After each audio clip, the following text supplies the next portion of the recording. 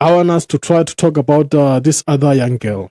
Actually, she's not a young girl. This other lady, because they be saying that we don't respect women as podcasters. We just be saying some shit. Okay, I'm gonna call her a lady.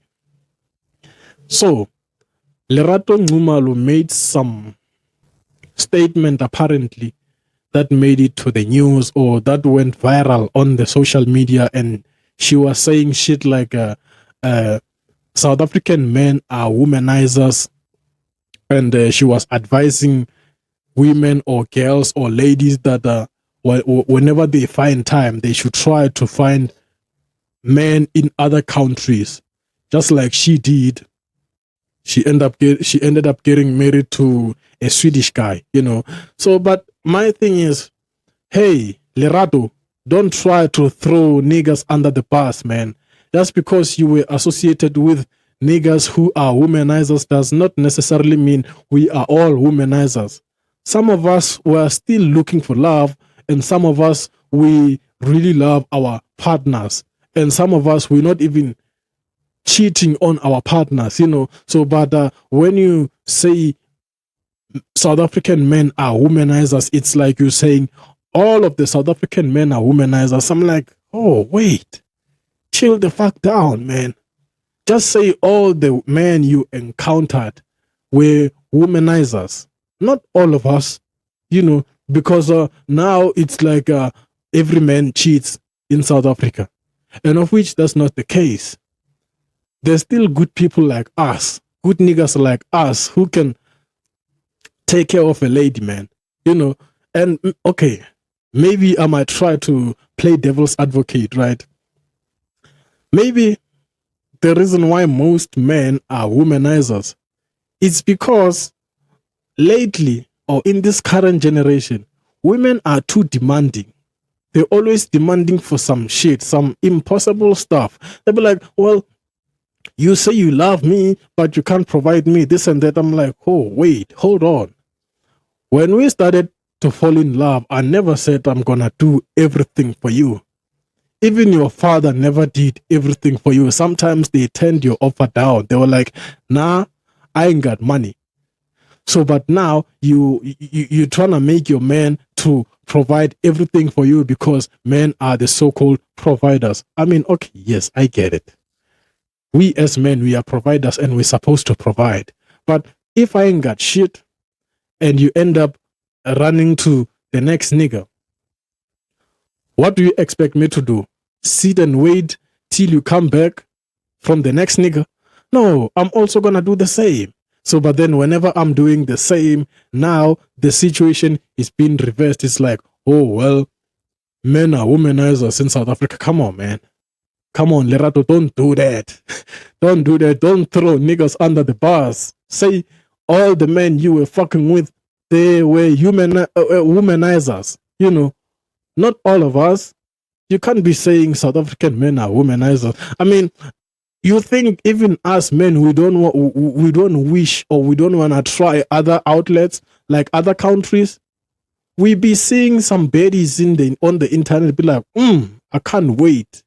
I so wish, but because sometimes we don't have the means. And she maybe she's speaking from the point that now she's married to the Swedish guy, and the Swedish guy tend to treat her the way she always wanted, and then she was like, and then now she's like, you know what? Actually, I've never ever experienced such love. I never thought there are still good men in this world. Well, here's the thing, Lerato. Maybe you only dated one guy, one Swedish guy. It's not like you dated the whole race of Swedish motherfuckers. There are some Swedish motherfuckers who are fucked up just like us. It's us as men, it's in our nature to fuck up sometimes. But the thing is, women, in most cases, they can't stand a fuck up nigga.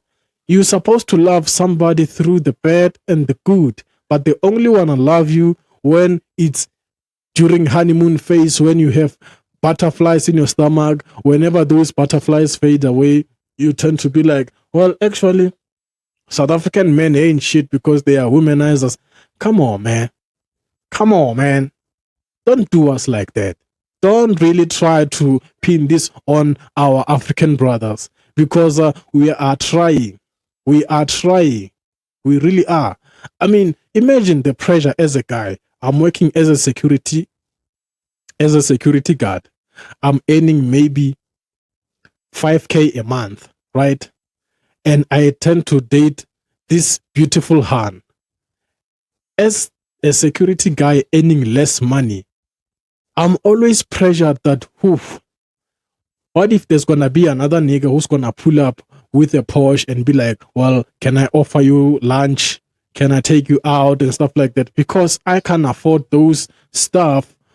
I'm always pressured to do the same. And at the same time, maybe you find out that even the girl that I'm currently dating, she's too demanding, and then I end up meeting a certain lady who wants nothing to do with my assets, if I do got assets, or my money, if I do got money. I mean, 5K, it's a lot, but at the same time, it's not enough for a relationship, going out, all those stuff. But it's the small stuff that matters, right? There's this old saying about Chris Rock once said that women cannot go backwards in lifestyle and men cannot go backwards sexually. For a lady, if she used to date somebody who drives a Porsche, stays at an apartment somewhere, if they break up, it's kind of difficult for a lady to settle for somebody who's a security guard because their lifestyle has improved. Even that nigga improved their lifestyle. So now she's gonna be like, since I used to date certain people, now I gotta date probably a CEO, probably a manager of something. You can't just be a cashier, motherfucker. Meanwhile, I used to stay at an apartment. Somebody used to give me their car keys and their house keys. Now you tryna fuck me at your mother's bedroom? Nah, fuck out of here. That's the mentality of the women. And then in terms of men, a man is gonna be like, if I used to date somebody who used to give me blowjobs and stuff like that, give me doggy style and stuff like that, well, if we break up, I don't want a lame ass chick in the bed who always prefer missionary and stuff like that. That is why we end up looking for greener pastures, because the sex life is no longer that. Because we all know that women can tolerate bad sex as long as the money is good. But as a man, as a nigga, as a man, I can't tolerate a bad sex if I used to get the great sex. The greatest sex of all time. Because whenever we're fucking, I'm like, man, this is bullshit. What the fuck? What the actual fuck? When you're fucking, it's like you're doing some squat and shit. It's like, what the fuck? So I find that very statement to be so offensive to South African men that South African men are womanizers. Well, if South African men are womanizers, then South African women, they love money. South African women love money way more than a man. That is why now they have dildos and shit. As long as you can send them money, we might not even fuck each other, But sometimes they be longing for that physical touch.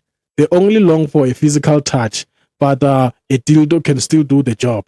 That's their mentality. But you can't say that, man. You can't say that. Now you're making me say some horrific stuff. I don't know if they are really horrific, but I kind of sounds like I'm a fucking hypocrite because it's the statement that you made. You said, we are womanizers. What the fuck? If we are womanizers, then you guys love money. You demand too much. So, but let's not talk about relationships, man. I don't like talking about relationships, dating, and stuff like that because we all have our own problems when coming to relationships. So I feel like as people, we are not supposed to be discussing relationships, because what I'm having is not what you're having. And you're going to come here and tell me your bullshit problems and then try to infect me with those dirty minds. Next thing, I start to demand certain things to my situation. Come on, man. I have everything good that is going, but you're trying to infect my mind with your bullshit sour stories. That's not it, man. That's not it. But anyway. We live in a world where the system and capitalism turns a blind eye on its hoi polloi. As we all know that nothing is permanent, I welcome you all to the LungTrey segment where we're gonna talk, share, listen and laugh if it's laughable. So sit back, relax. I'm your host, Trader Devil here. See you soon.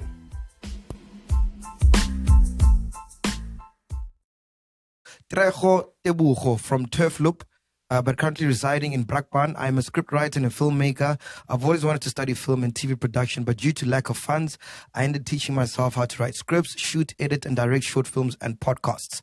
I started a YouTube channel, LungTrey Studio, where I shoot short films and podcasts myself.